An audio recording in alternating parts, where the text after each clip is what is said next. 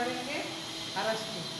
इससे पहले अपन ने पढ़ा था सुकरात के बारे में, प्लेटो का न्याय सिद्धांत, आदर्श राज्य, ये अपन ने देखा। आज अपन प्लेटो के शिष्य अरस्तु के बारे में पढ़ेंगे।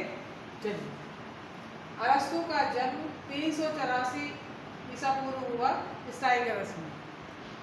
अरस्तु प्लेटो से लगभग 43 वर्ष छोटे थे।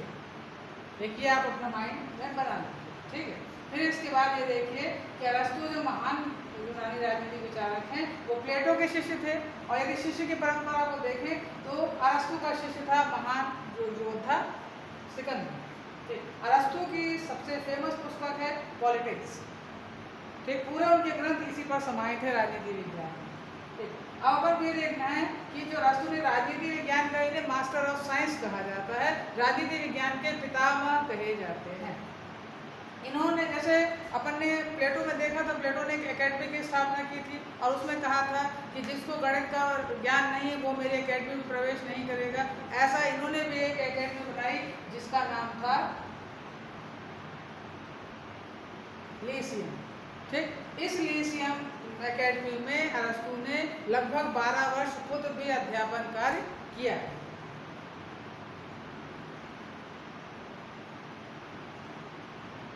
और ये जो संस्था है इसकी स्थापना उन्होंने 335 ईसा पूर्व की थी।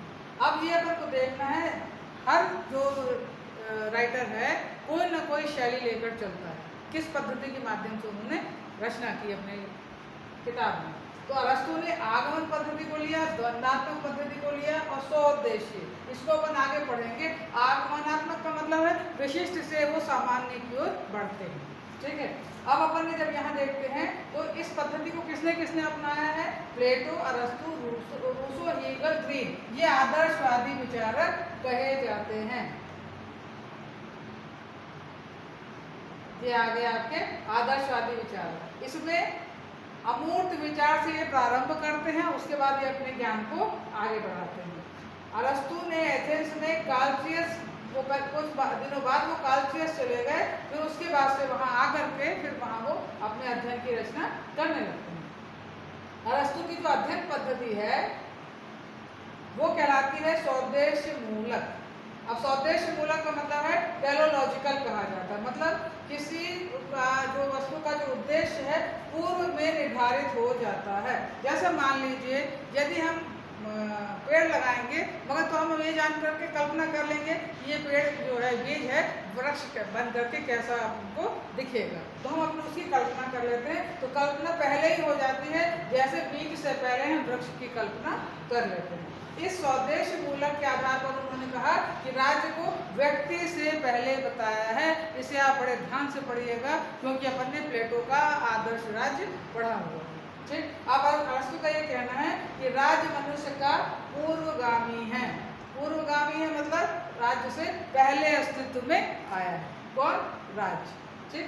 अब यहाँ अपन को ये देखना है स्वउद्देश्य मूलक में ये जो टेलोलॉजिकल है, उद्देश्यपूर्ण ऐसा है कि पहले लकड़ी का जो मटेरियल है वो देखिए यहाँ पर बना।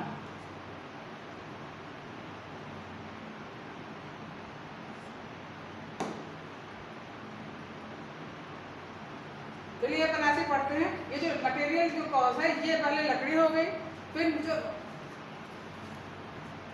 जो निर्माण का जो यंत्र है, मतलब जो उसके औजार रहते हैं बड़े के, वो रहते हैं। फिर मेज का वो विस्तार करने लगता है, फिर धीरे धीरे मेज का निर्माण हो जाता है। इसी तरह उन्होंने उदाहरण दिया है राज्य का भी, अपन इसको आगे पढ़ेंगे। देखिए उच्च मार्ग, निम्न मार्ग, अरस्तु ने अपनाया मध्यम मार्ग। उसको उसने कहा है गोल्डन मून, मध्यम, सुनहरा मध्यम मार्ग। ये अरस्तु ने इसे अपनाया है और उदाहरण के लिए उसने शासन प्रणाली और संपत्ति के संदर्भ में मध्यम मार्ग को अपनाया है।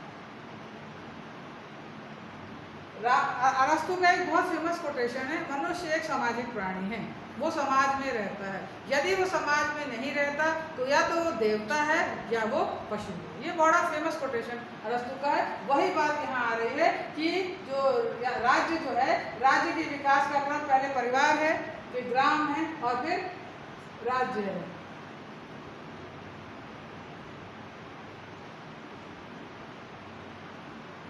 ये देखिए, ठीक है। तो इस आधार पर वो आगे बढ़ रहा है। उसके बाद वो अरस्तु का कहना है कि अरस्तु के अनुसार राज्य स्वाभाविक भी है, प्राकृतिक भी है और आंगिक एकता।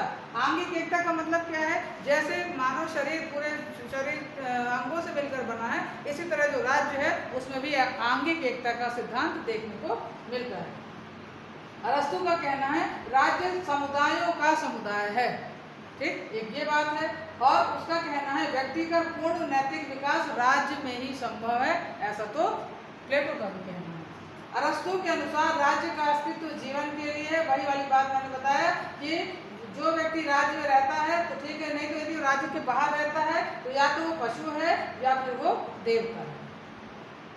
अरस्तु के अनुसार राज्य एक नैतिक संगठन है जो आत्मनिर्भर पर एवं कुछ सर्वश्रेष्ठ है। आप देखिए, कल अपन ने जब प्लेटो पढ़ा था तो प्लेटो के आदर्श राज्य की जनसंख्या 5040 अपन ने देखी थी। अरस्तु ने आदर्श राज्य की संख्या 1 लाख बताई है। उनका कहना है कि राज्य की जनसंख्या न ज्यादा होनी चाहिए न कम होनी चाहिए और उसका आकार भी इसी तरह होना चाहिए। और उसने एक नई बात देखने को अपन को इसमें मिलती है, राज्य अधिकतर समुद्र के किनारे स्थित होना चाहिए।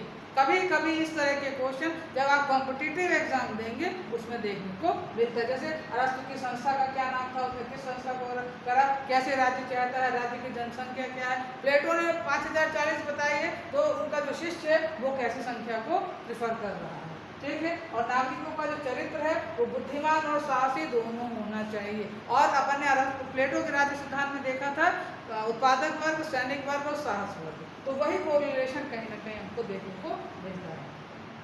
अरस्तु का यदि अपन राज्य सिद्धांत देखें तो उन्होंने राज्य के सिद्धांत की जो बताया है जिसके बारे में, उन्होंने जो अपना प्रसिद्ध ग्रंथ है पॉलिटिक्स में जो लिखा उसी में उन्होंने इसके बारे में बताया। उन्होंने कहा है कि एक सावयव अंग है, जैसे शरीर के विभिन्न अंग से शरीर बना हुआ है, उसी तरह राज्य विभिन्न जो उनके सदस्य हैं उनकी उससे इकाई बन जाता है और संगठित हो जाता है, फिर वो ऑर्गेनिक होल कहलाता है, ठीक है। इसके बाद अरस्तु ने बताया कि इसके लिए मानव शरीर का उदाहरण दिया है। जिस प्रकार शरीर के जो विभिन्न अंग हैं वो अलग अलग होते हैं तथा प्रत्येक हिस्से का कार्य वो निश्चित समय पर करते हैं, तो उसी तरह जो है सब जो मनुष्य हैं समुदाय में बन जाते हैं, फिर वो समुदाय के साथ राज्य के लिए कार्य करने लगते हैं। तो ये मतलब समुदायों का एक बड़ा संगठन है। राज्य व्यक्ति के पूर्व है, या आप समझ लीजिए ये प्रश्न आ सकता है कि राज्य को व्यक्ति के बाद मानते हैं कि राज्य को व्यक्ति से पूर्व मानते हैं। तो अरस्तु का कहना है राज्य व्यक्ति के पूर्व है, इसलिए उन्होंने कहा है राज्य को उन्होंने संपूर्णता उन्होंने दी है, ठीक है। तो जो राज्य संबंधी उनका कौन सा सिद्धांत है, ये उनका सावयव सिद्धांत है। ये देखिए, ये है सावयव सिद्धांत, ठीक है। अब देखिए, मैंने अभी आपको उधर मटेरियल वाला उदाहरण दिया था जो लकड़ी वाला। यदि अपन को एक मेज तैयार करना है तो लकड़ी को पहले उसका लकड़ी रहेगा, फिर उसके जो औजार रहेंगे बड़े के, उस माध्यम से उसको वो टेबल का आकार देगा। इसी तरह राज्य कैसे पूर्व में मान रहा है, उनका कहना है कि जैसे देखिए अरस्तु का एक ऐतिहासिक दृष्टिकोण वो बताते हैं, जैसे कि जब हम किसी घर का निर्माण करते हैं तो ईंट, सीमेंट, रेता आदि सब बन जाएगा रहेगा तब मकान बनेगा।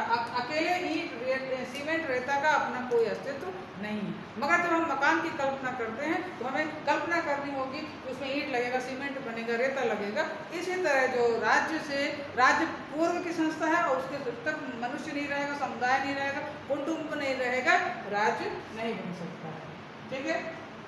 तो इसी तरह की राजनीतिक संगठन बनता है। बच्चों, आज के लिए मैं समझती हूँ इतना पर्याप्त है। कल अपन पढ़ेंगे इसके आगे की संस्था, इसमें जैसे अरस्तु का दास्ता सिद्धांत, उनका संविधान, ये सब पढ़ेंगे। तो कल आप लोग अच्छा से पढ़कर आइएगा। प्लीज़ मेरे वीडियो को पूरा देखा करिए, अपने दोस्तों के बीच शेयर किया करिए। सब्सक्राइब ना किया हो तो प्लीज़ इसे सब्सक्राइब करें। धन्यवाद।